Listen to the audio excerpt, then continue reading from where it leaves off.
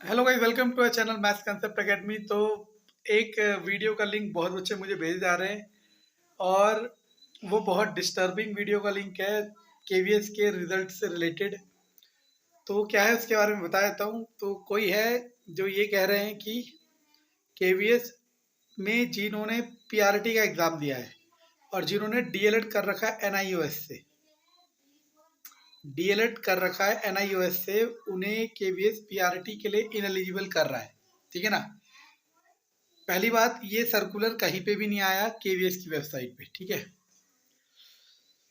और दूसरी बात कि केवीएस ने बीएड को आउट कर दिया है, जो कि सुप्रीम कोर्ट का फैसला है। अब मैं इसका बात बता रहा हूँ, सुनने की कोशिश करना। अगर आपने चाहे एनआईओएस से डीएलएड कराओ या ना कराओ, सुनना, अगर केवीएस आपको इनको बाहर कर देता है, किनको, जिन्होंने एनआईओएस से डीएलएड करा है, तो उनका हक बनता है और वो डेफिनेटली केस करेंगे और वो जीतेंगे। समझ आ रहा मैं क्या कह रहा हूँ? क्योंकि चाहे एनआईओएस से करो चाहे रेगुलर करो, डिग्री तो इक्वलेंट है ना। डिग्री तो सबकी वैलिड होती है।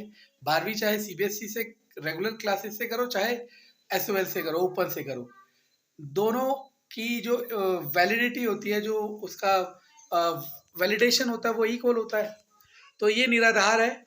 ऐसा नहीं होगा कि केवीएस एनआईओएस से डीएलएड वालों को पीआरटी के लिए इनएलिजिबल करेगा, नंबर 1।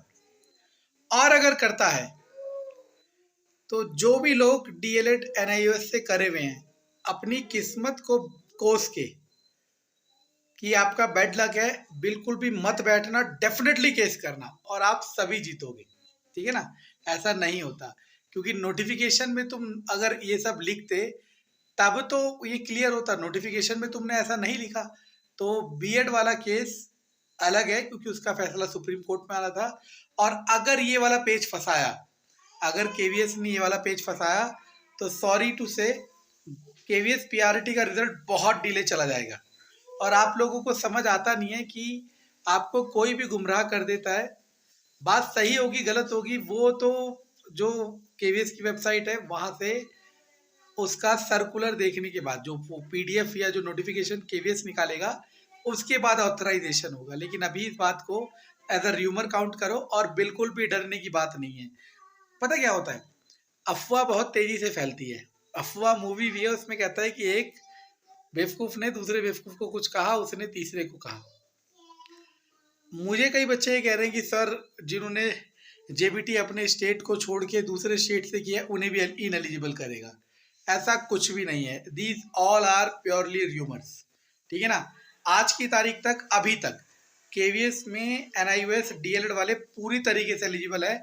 और अगर केवीएस इसे इनएलिजिबल करता है तो आप में से जो भी ये स्टूडेंट है, डेफिनेटली केस करना और आप जीतोगे।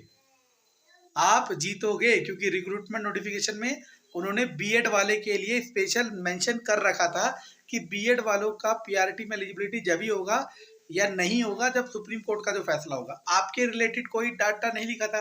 तो जो नोटिफिकेशन होता है वो आपके और केवीएस के बीच का लीगल एग्रीमेंट है।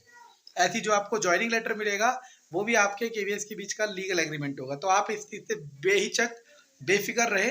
अफवाह है, सिर्फ और सिर्फ अफवाह है अभी तक, और ये सच हो नहीं सकता, क्योंकि ये गलत इंफॉर्मेशन है। ठीक है ना। बाकी जो भी होगा मैं आपको अपडेट करूंगा, लेकिन मैं बार बार कह रहा हूँ, अननेसेसरी नहीं देखो, ये आपको डिस्टर्ब करेगा। Thank you.